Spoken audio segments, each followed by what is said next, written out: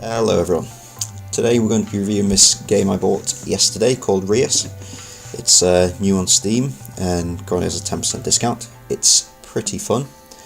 I've played it for a few hours already and it's safe to say it's getting pretty complex. What I'm going to try and do in this video is a little introduction. We'll show people how to set up a little village, get everyone started in case anyone's struggling after doing the tutorial.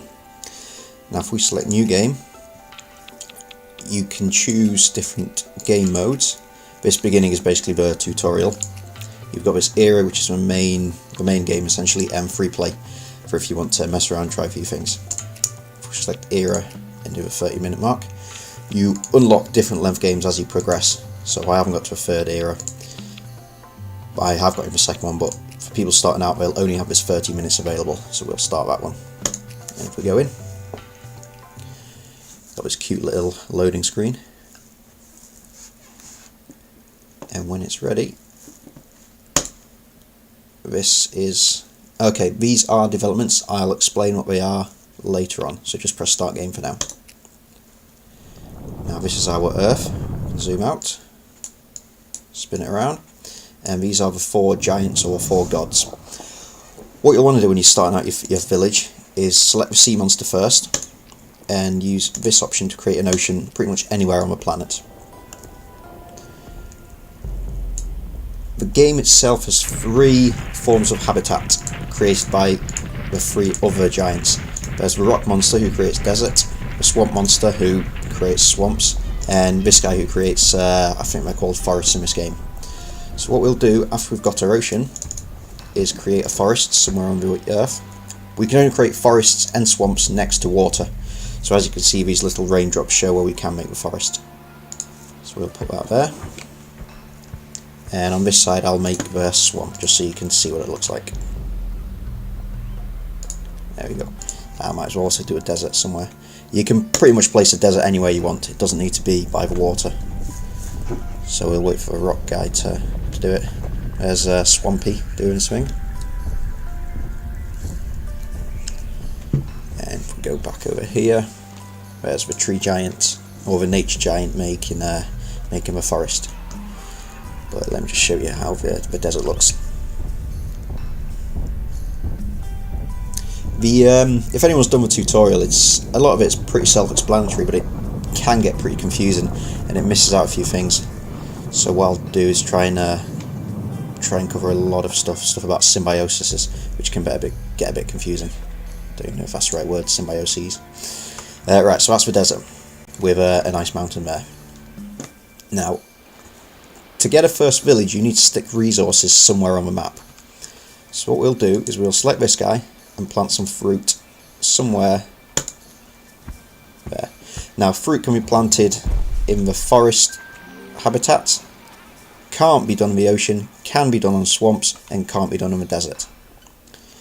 So we've got this there, and there we go. There's our first villager, ready to start a village. So very good, we get a notification. Now, if we click on this fruit that we've planted, we can see this information about it in the top right. So we can see it's a blueberry bush. We can also see it's producing 5 food, and if we look under the village, they've got a maximum of 5 food they can get within their borders. Let me just pause the game while I talk about this. Now, the second number is the maximum food this village can have within its borders. The borders being these 2 bunkers on either side. The bunkers themselves don't count, so if I build something on this patch of land or this patch of land, the village can't actually get it. It's got to be inside, which gives us 1, 2, 3, 4 things we can build on. Well, before this project was there, we could have built on it. But this blueberry bush, so like we said, it gives you 5 food and 1 nature. If we now click on the project, these projects, however, by the way, will spawn at various times throughout the game. Each different village you have can have a different project on the go at once, and they essentially give you bonuses. So if we click on the project, we can see it's a granary. You've got a timer, so we've got just under 10 minutes to complete it. And in the objectives bit, this is the objectives we need to reach in order to complete the building. Then once it's complete, we will get plus 15 food for each plant within our borders. For example, the blueberry is a plant, and as it's within our borders, we're getting plus 15 at the moment. A weird thing is we already get the bonus before the granary is actually completed, whereas you'd assume you wouldn't get it until after the completion. But I guess this just makes things easier.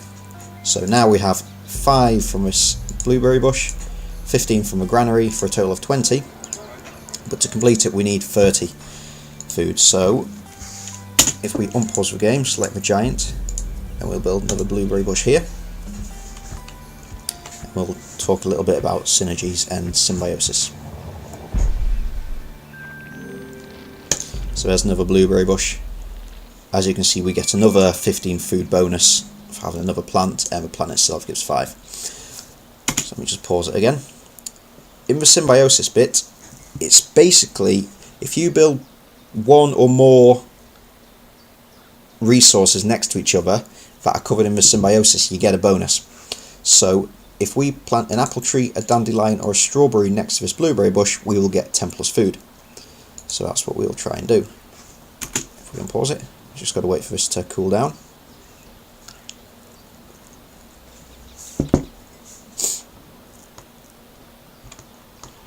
Everyone else is he's chilling in the sea. He's still chilling in the swamp. We'll move them all closer together in case we need to use our skills. Each of the giants has various different skills. Some of them are locked at the start of the game, others are not. I'll explain how to unlock them in a moment. Or if you've done the tutorial, you'll have read about the ambassadors. Right, we can plant another bit of fruit there. Now, if I plant fruit on the nature bit, it's always going to be a blueberry bush. Let me just move this guy over here for a moment. Let's distract ourselves. I'll show you what fruit that gets planted on the different habitat. Stomp, stomp, stomp, stomp, stomp, stomp. Okay, he's here. I'll just wait for the cooldown. And plant some fruit. That's an elderberry, as opposed to the other that was a blueberry. What we'll also notice is we'll get another nomad founding a second village, but we're going to ignore this village and concentrate on the first one. Let's just pause it again because some stuff has happened. Whilst we were away, the food usage of this village rose until it reached over 30, which means we completed the granary project, and we've now got its bonuses forever. Whereas if we hadn't done it in the 10 minutes, the granary would have disappeared and we'd have lost its bonus. So the key to getting a strong village is essentially completing these projects, taking full advantage of the bonuses they offer, and symbiosis, which we'll come back because I know I've mentioned them a few times. A lot of stuff can happen in this game at once. There's also this ambassador, but give me a few moments and I'll explain her role. Right, so the blueberry symbiosis is we need an apple tree, a dandelion or a strawberry next to it. Now, in order to upgrade to transmute into another plant, we can hover over these icons and it tells us what we need to do. So if we want to turn it into a strawberry, we need to cast a lesser leaf aspect or better onto it. So if we click the nature giant, his aspect is the leaf one, which is that what we wanted? Yeah, lesser leaf aspect. Now with aspects there are two types. You can have a lesser one or a potent one. I think that's what it is. Yeah, lesser or potent, and you can read in the description here. 75% chance of it being a lesser one or 25% chance of it being potent. If we just cast the lesser one, and we'll see what it does. You can see the aspect has appeared up here, and if we hover over it, it gives us +4 tech and +2 nature. Now we'll oh, and this is actually a potent one, so I got lucky with a 25%. I just want to get a lesser one so we can see what the difference is. So I've redone that blueberry plant. Let's cast another one. There you go. So that's a lesser one, and it's only +2 and +1. So the potent one gave us double the bonuses. Now I can recast and recast until I get the 25% chance of getting a potent one, or I can use this fertility boost on this patch. And you can see the little up arrows, which means if I now reset it and cast an aspect, I have much more of a chance of getting the potent aspect. I think it's 50%. There you go. And we can also now turn it into a strawberry plant. So now that these are strawberries, you can see the food bonus went up from, I think it was 5 before, to 15, because we have this symbiosis.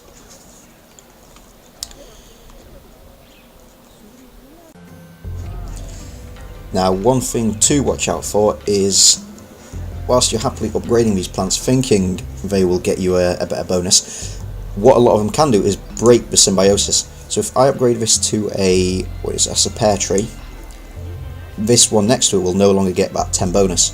So I've got to try and figure out, will upgrading it give me more than the 10 food that I'll lose from this blueberry bush. And learning how those work is more of a case of trial and error. But okay, so now that we've completed this project, we get a ambassador. And there are 3 different ambassadors. There's one for completing projects in the forest habitat, one for the swamp, and one for the desert. And if we hover over her, we can see the tree giant's second, the second aspect is highlighted. So if we hover over it, if we use that giant to pick up that ambassador, we will get the fruit aspect. If we use the water giant, we will get the crystal aspect. The rock giant will give us the exotic aspect, and swampy will give us the reaction aspect. Now, all these aspects do different things, so depending on what your aim for your town is, depends which giant you use to pick it up. So if we just select the tree one and pick up the ambassador, I'll just show you what happens. There you go, so this second thing unlocks. So, whereas before we cast the leaf aspect, we can now cast the fruit aspect. So if we go onto that, and it should allow us to get this next tree. So that's cast, and there we go. Now we only need one of these fruit aspects. If some people think you need everything to be a fruit aspect to get this upgrade, you just need one of them. So if we upgrade, we also get another aspect slot, so if we cast that again, give it another bonus. There you go, again, 25 food, 4 research. And as you can see, we've broken the symbiosis for that blueberry bush. However, we do have new symbioses in the pear tree. That's getting plus 10 food and 5 ore from plants. So whereas before, the blueberry bush was getting symbiosis from this patch, now this patch is getting it from this patch. And as you can imagine, that's what causes the game to get quite complex. Now, whilst we've been playing, the village borders have been expanding. We've now got 3 patches that we can build on, if we ignore the project. And these borders will keep on expanding by themselves. It looks like they alternate, so one turn, one side will go 1 over, and the other turn, this side will go 1 over. Now, let's see what else we can talk about in this. Okay, let's talk about greed, because that's one of the things that can mess people up. As you can see, this village has a total of 80 food it can utilise within its borders, and it's using 74. Let's say, for an example, I'll tell you what we'll do. We'll actually do it. We need to give them so much more food than they're currently using to up their greed. Now, most of the time you don't want your villagers to be greedy, and I'll explain why in a moment. But what we'll do is try and build another pear tree and utilise this orchard symbiosis to help these guys expand. But because they're expanding so quickly, trouble should start. Right, so I'll just cast aspect stuff, upgrade it, upgrade to that tree, and now we got that. Right. Let's cast another one of those.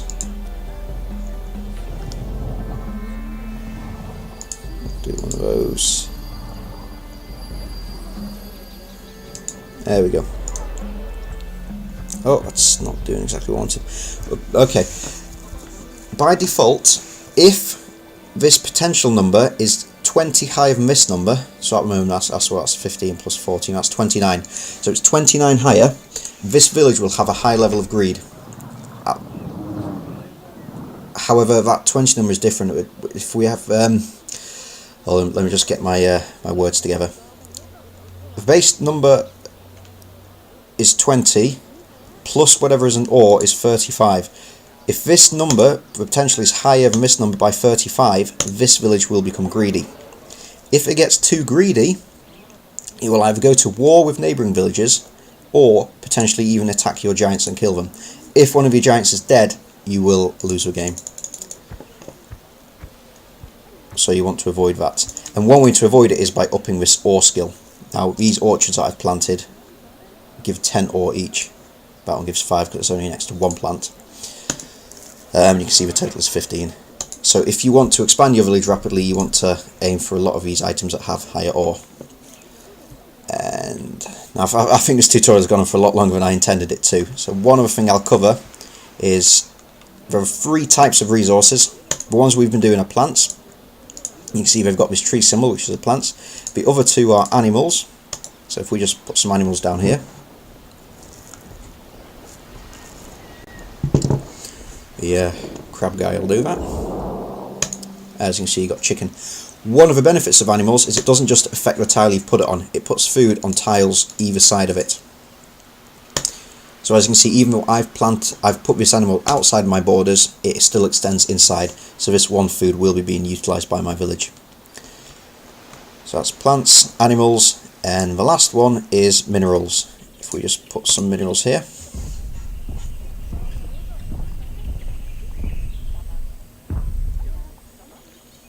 That's giving me 10 research, and we can do different precious minerals as opposed to advanced minerals. They give you more wealth. So depending on what sort of village you're trying to grow, depends what sort of resources you're going to try and aim on. One thing about the desert biome is it isn't very good for plants.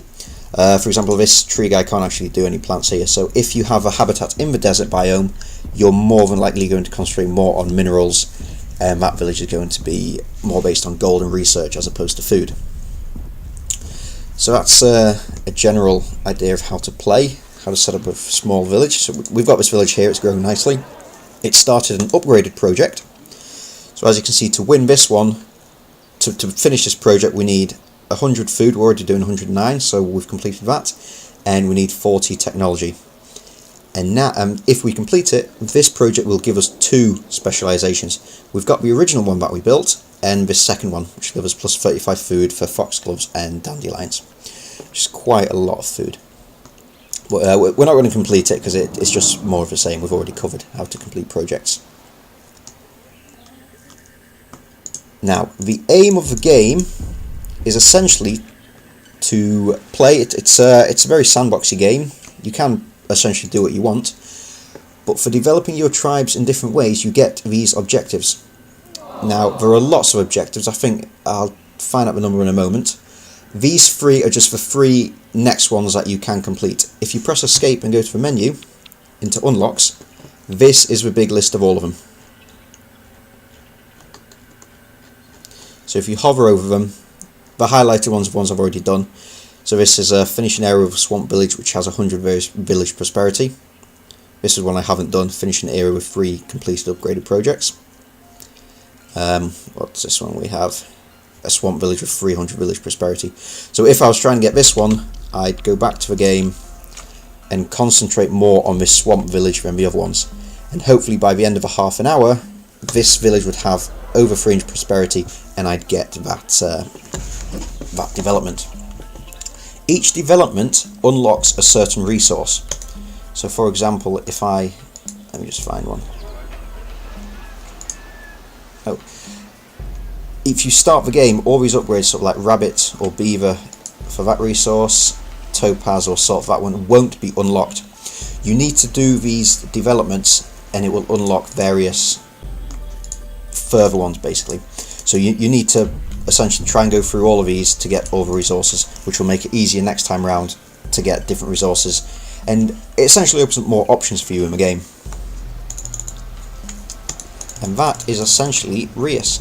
So you play, you make your village, you try and get lots of developments, you play again, build your village slightly differently for different developments. What I usually do is start the game, pick one or two of these top ones that is suggested for me and aim for those. Once you've unlocked enough of these beginning ones, it unlocks a second stage which lets you play, if we quit this game, it lets you play the 60-minute era.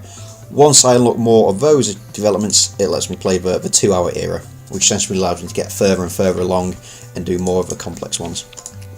So if we look at unlocks in the third era, you've got that has 1,000 tech, but that one is 6,500 prosperity. You also have information on the sources. So these are ones I've unlocked.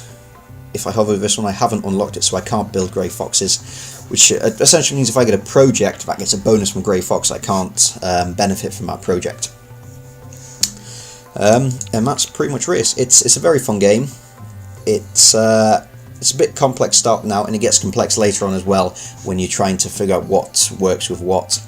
But luckily there's a wiki page which hopefully gets a lot of updates. And there you go, opens in a new browser. Let's see if I can bring that up.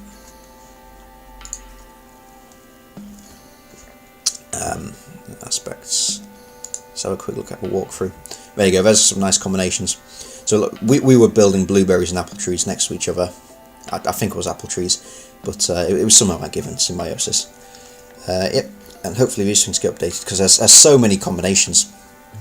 As we saw before, so many different sources of food that work differently with each other, and most of it is trial and error. But yeah, it's a fun game. It's well worth the price. I think it's £6.29 I paid for it. There's a 10% discount on Steam at the moment. And thank you for listening.